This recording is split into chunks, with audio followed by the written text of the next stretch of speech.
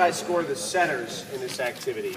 And what we did was we said, you know, they can just get the score of whatever team they were with. So if the setter was with 1 and 2, that's what the score they got. The ideal way of doing it, if you wanted to be 100% equitable, would be to have them, so instead of playing to an odd number of total points, play to an even number of total points, and when you get halfway, switch them. And so they were going to play to 20 points, and when we get to 10, setters flip, and then we play 10 more points. And so they each get a chance with 1 and 2, and they each get a chance with 3 and 4, and kind of do it that way. So that would be the best way if you were looking to score the setters equitably, and that'd be good. So the next activity we're going to do, so hey, are you kind of warmed up, those of you that were playing? Yeah, definitely warmed. And so after this activity, you'll be really warmed up. And so what we did was we started playing volleyball, right? You just kind of got some easy jumps, doing this exchange thing, then we played this atonement thing. Now we're going to do some more volleyball, and we think it's possible to get pretty warmed up playing volleyball. And so there were some nice things here. This activity is on page 72. It's called Neville's Pepper, named after a coach named Bill Neville.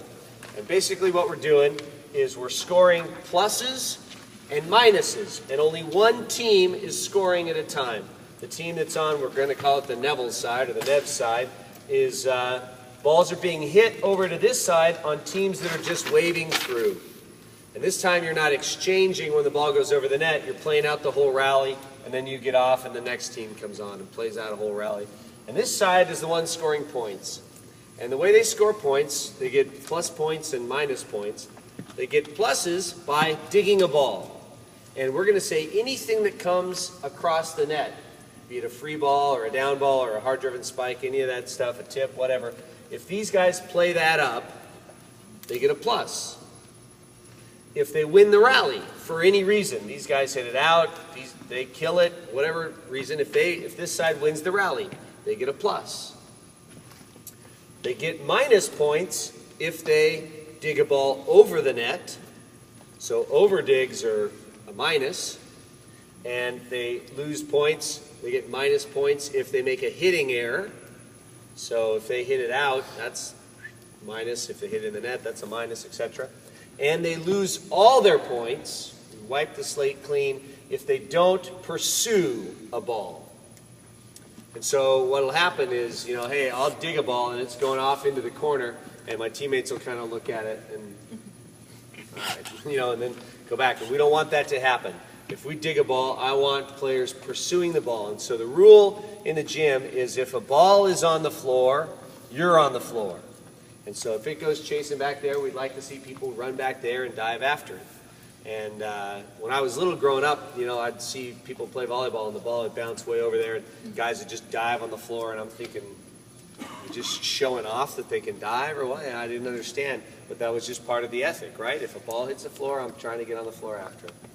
And I know when maybe Mac and Chris were playing, they had the mantra at BYU is you don't go if you, or you don't know if you don't go. So you don't know if you can play the ball or not if you don't go for it.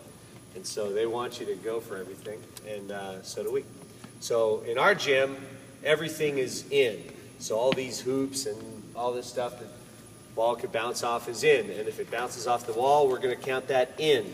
And so we play everything until a ball hits the floor for the most part. There's some areas of the gym where it's not safe to pursue, and so we don't let the guys pursue up into the stands because there's some funny things that can happen there. And so, but everything else is kind of in, and so we get some funny bounces, but guys are chasing those down and we're playing.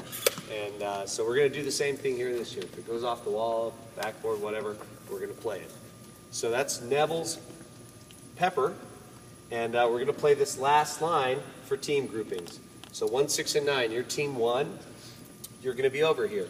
And you could be over here for some fixed number of minutes. You know, hey, you get 3 minutes to get as many as you can.